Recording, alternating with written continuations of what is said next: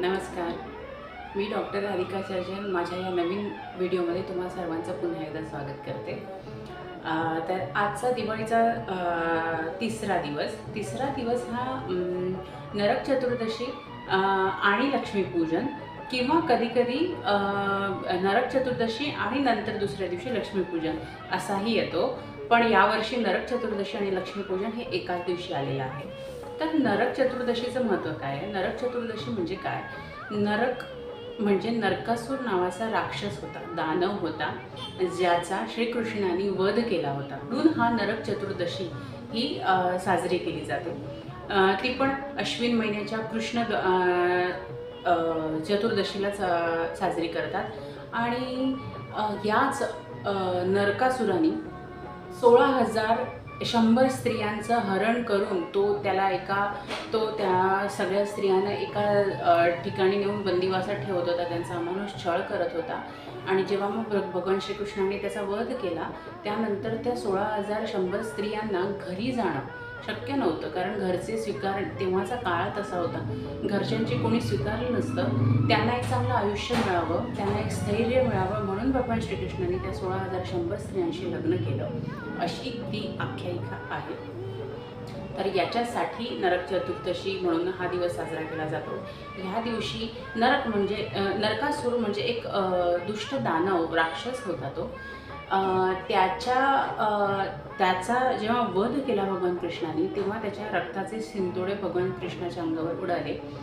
ते धुवून काढण्यासाठी सकाळी सूर्य उगवण्यापूर्वी अभ्यंग स्नान जे आपण करतो ते त्याच्या मागे तेच कारण आहे की श्रीकृष्णाने ती जे रक्त होतं ते एका नरकाचं होतं, नरकासुराचं होतं, दुष्ट दानवाचं होतं. ते सगळं धुवून काढण्यासाठी चंदन आणि सुवासिक तेलाने अभ्यंग स्नान केलं जातं. सूर्योदयापूर्वी जे स्नान करतो त्याला अभ्यंग स्नान म्हणतात. आणि सुगंधी उटणे लावून आपण आंघोळ करतो. ह्या दिवसाला खरं तर नरक चतुर्दशी असं म्हणजे पहिली आंघोळ जी म्हणतो आपण ती ही नरक चतुर्दशीच्या दिवशीची असते.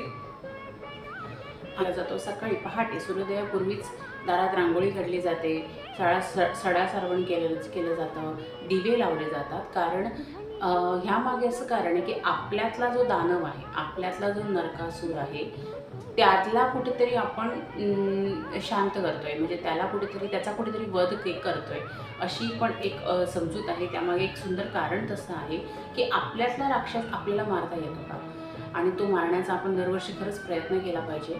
आपल्यातला जो क्रोध, आपल्यातला जो नरकासूर दानव आहे त्याच्यामागे क्रोध असू दे किंवा लालसा असू दे, लोभ असू दे, तो कुठेतरी आपण मारून खरं तर अभ्यंग स्नान केलं पाहिजे आणि आपल्या वर्षाची नवीन सुरुवात केली पाहिजे, असा ही त्यामागचा अर्थ आहे. आणि फराळ खाल्ला जातो या दिवशी, फटाके आतषबाजी केली जातात, कारण एका नरकासुराचा वध झाला या गोष्टीमुळे खरं तर फटाके आणि आतषबाजी होत असते.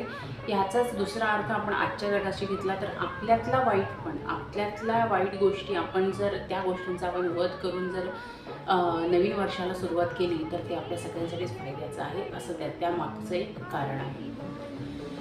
दुसरा एक सण म्हणजे यावर्षी नरक चतुर्दशी आणि लक्ष्मीपूजन हे एकाच दिवशी आलं आहे. पण कधी असं होतं की लक्ष्मीपूजन हे दुसऱ्या दिवशी असतं. लक्ष्मीपूजन हे यासाठी करतात, या दिवशी लक्ष्मीची पूजा केली जाते. लक्ष्मीचं काही ठिकाणी म्हणजे महाराष्ट्रात तर वेगवेगळ्या पद्धतीने लक्ष्मीपूजन केलं जातं.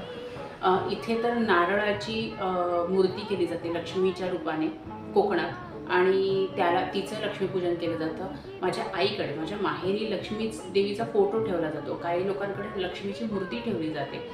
सो अशा पद्धतीने लक्ष्मीपूजन, प्रत्येकाच्या पद्धती वेगळ्या असतात, पण त्या पद्धतीने लक्ष्मीपूजन करतो.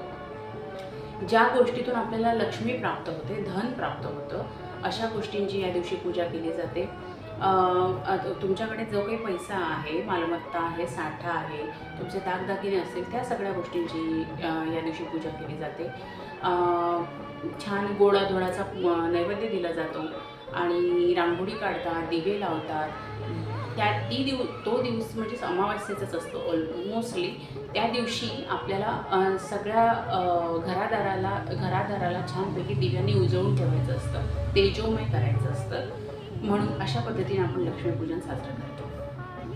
तुम्हाला ही माहिती कशी वाटली ते मला नक्की कमेंटमध्ये लिहून सांगा.